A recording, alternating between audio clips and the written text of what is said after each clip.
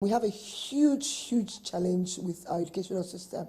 I mean, just give you examples of WIC, the failure rates in WIC, failure rates in law school exams and stuff like that. You find out that, I mean, we're talking about 10% pass rates. The schools are just churning out unemployable graduates. So when a businessman is looking for an IT professional, for example now, the person that is an IT professional has never even worked on a computer before and has no clue. He's just done the theoretical part of it. We're still working with a curriculum that was based on the arcade years, even before my own time. And the world has changed past that. So once you see that the world is changing and you're not changing fast enough, what happens is that it leaves you behind.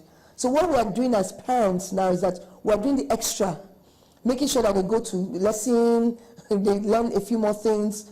I mean, the government is doing a lot of work, but the population is huge. And we're so many, and we're all in different, I mean, how many states? And everybody's doing different things there. So you find out that what they're doing is not sucking in the number of people that we have. And when you're talking about the population, and 70% are youths, what do? We need to change the way our educational system has been. We need to work with new ways of doing things and see what works for us and what doesn't work. One thing I've also found out is not everyone that's looking for a blue-collar job anymore. Not at all. No. But where are the opportunities? One of the capacity things that we'll be talking about, and we also discussed at the conference, but we'll also be looking at as WIMBIZ, is even technical training. I mean, just even basic things as electricity, learning how to tile, and things. Those things that they're not still sexy. Not as let me use that word. But people look at them as they're not my kind of job.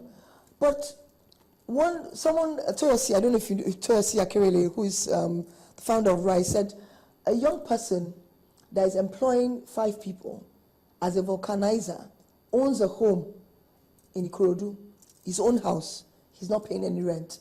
While you feel that you went to University of Lagos, you are still living with your parents, you are still driving your parents' car. Who is better?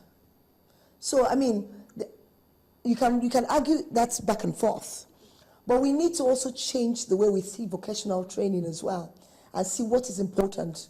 I mean, if you're looking for tilers now, we're always looking for someone from another country. We're looking for bricklayers. When they say that from Nigeria, like, please, let me look for, yeah. So we need to see how best can we use that industry and how can we change it to become sexy enough for our young people to get interested and involved with. So that's another industry we can look at. How important is mentoring for professional advancement? Very, very important. Even for me, I still have my mentors, and I hope I have them, because I've had one now for almost 15 years. It's so important. You cannot work alone. I keep on telling women that you cannot live in isolation of yourself. You don't know everything. You learn every day. Your mind has to open up. You're going to make mistakes. Mistakes must happen. But I always say that you have to make calculated risks and calculated mistakes so that when the mistakes happen, it doesn't take you years behind. So mentorship and even sponsorship is important. You have to find people that understand where you're coming from and they know where you want to go to and can open doors for you. And that you two are also of value to them. Mentorship is not a one-way thing. It's always 2 ways. I always tell people that my mentors, I find ways to make sure that I'm also doing something of value to them. But they're the ones that speak on your behalf. After all, everybody is always looking at a situation from the perspective of what's in this one. Yes, yeah, it's normal. We're human beings. So it's so essential, especially for women that want to advance their careers and even your businesses. You need someone that you can count as a mentor or as a sponsor. Subsistence entrepreneurs are plenty. Too much. How can women move on to bigger, more sustainable businesses? It's a thinking process. What normally happens is that people just start something because I want to start something. But when you want to move it to the next level, you have to begin to ask yourself, is this what I want to be doing in the first place? And then how can I legalize, and not legalize only in terms of the legal point of view, but the foundational part of the point of view. That's why I always advise, even at Fate, when you start a business, make sure that the foundation is in place so that in case you want to institutionalize it, it's easier to do that in the longer term.